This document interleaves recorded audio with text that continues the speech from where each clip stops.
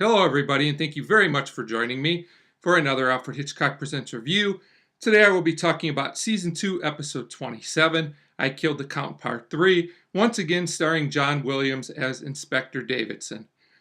And I would say this episode was about on par with Parts 1 and Part 2. It was a pretty solid conclusion to the three-part episode. I think there was a little bit more humor in this episode than the first two, at least in my opinion. But I have to say the ending of this episode wasn't quite what I expected. It's kind of clever and works in the context of the episode, but in my opinion, the ending could have had a little more impact. But I'll get there when I get to the end of the episode. So after another recap, telling us what happened in parts 1 and 2, we pick up right where we left off, where Mullet basically explains his side of the story. He says he was borrowing money from the Count, and he basically got caught doing this.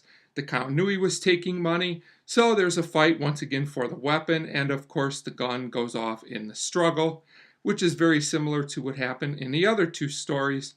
But Mullet doesn't have any scratches on him, so once again the evidence isn't totally lining up. So the inspector and the detective working with him are still not sure what's going on, but the inspector feels like he has a good plan. He's going to bring all three people together that confessed to the crime so far and see how they react to each other, which seems like an interesting enough plan. So eventually Frey and Mullet talk as they are both together, and it seems that neither one of them committed this crime, at least according to themselves as they talk to each other. It seems like there's some kind of cover-up going on, but we're not really sure what. So Frey and Mullet at this point say it must have been Sorrington, but then Sorrington arrives, and he acts perplexed as well as to why the other two guys, gentlemen, confess. So we're really not sure what's going on right now, although I kind of had a pretty good idea in my own head as to what was going on. So at this point, things get even more complicated when Louise Rogers shows up. She was a character we saw for a brief time in the last episode, and I had a pretty strong feeling she'd come back. And while the other three men are talking, all saying they weren't the killer, basically Louise Rogers confesses to killing the Count, saying that she was really the Count's wife, therefore she's also Sorrington's daughter. She says basically she went to see the Count and pleaded her case one last time, but the Count basically laughed at her. So once again, there was a struggle for the gun, and she shot him, and she also has the scratch marks to prove her story, but other evidence, like things like where the body was found, still don't match up. So the inspector's still not sure what's going on, so all four suspects are now basically together.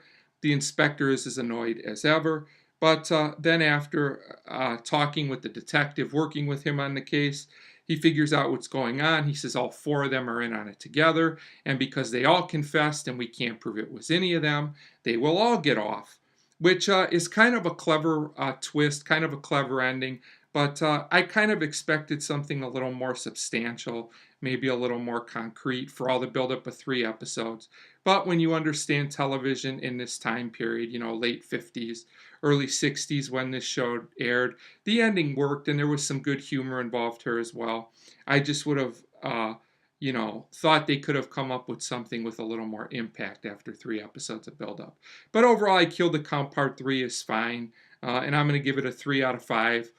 So the big question is, are all 3 of these episodes worth watching, being a 3-parter? And I would say yes. It's still only about 75 minutes total if you watch all 3 episodes together. And it's a solid and entertaining story, if not quite great. But I do think fans of Alfred Hitchcock Presents will enjoy I Killed the Count as an overall story. So I'm going to give I Killed the Count Part 3 a 3 out of 5. And the whole story in general a 3 out of 5 as well. And that'll do it for I Killed the Count. And as always, thank you very much for watching.